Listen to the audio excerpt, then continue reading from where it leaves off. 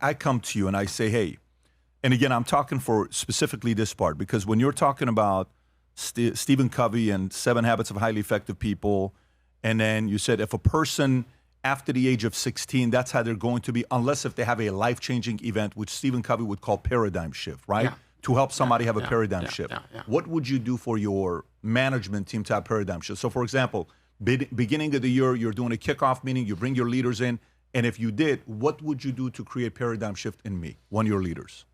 With the leaders, it's easy. I mean, I'm the expert. Speaking into the mic. Yeah, with the leaders, it's actually pretty easy, because I'm the standard setter. I'm the objective setter. I set objectives, and I asked my leaders, my hotel leaders. When I was a manager, I asked my department leaders the same thing. By the way, I said, okay, tell me what you did the last 3 months to make sure that you have a better hotel. I asked them all. Tell me what is the standard, how your hotel will be respected a year from now. I want to see if they have a vision. That's how, if they have a vision. Look, I visited a hotel, in fact, I visited Milwaukee. The general manager picks me up. The general manager picks me up in the airport, which you always do, and I get the same story, which is, of course, a lie. We are so happy you're visiting, because nobody wants corporate to visit. Also, we're so proud, and I'm in a limo. And I ask him all kind of questions. And then I ask him, what will be the position of your hotel? How will it be respected in the city a year from now? And he said, if I had a bigger ballroom, if my restaurant was on the 2nd floor, if this hotel would be closer to the city center. With other words, he made excuses for a vision he didn't have. I visited a few days later Columbus, Ohio. Similar city, similar hotel, built by the same architect. And I was the general manager.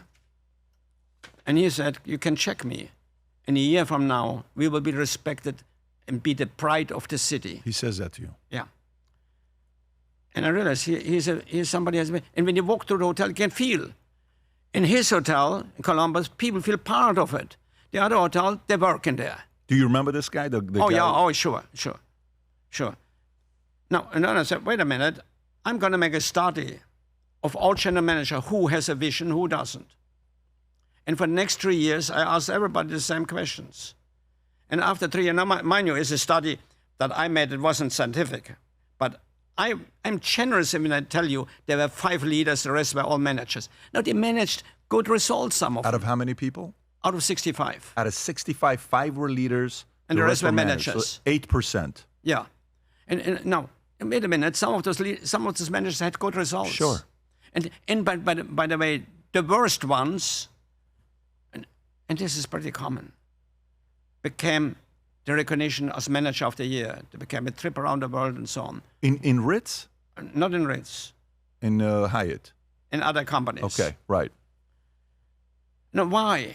Because they didn't paint anymore, and they didn't took the flowers away, and they were applauded for making more profit, and became manager of the year as they're destroying the brand. Why? Because that's the only thing corporate measures. Because they don't measure. That's why I measured, number 1, customer satisfaction. Success is built on how you think. Influence is built on how you show up. Every detail matters, because presence speaks before you do. This is more than style. The future looks bright. If you enjoyed this video, you want to watch more videos like this, click here. And if you want to watch the entire podcast, click here.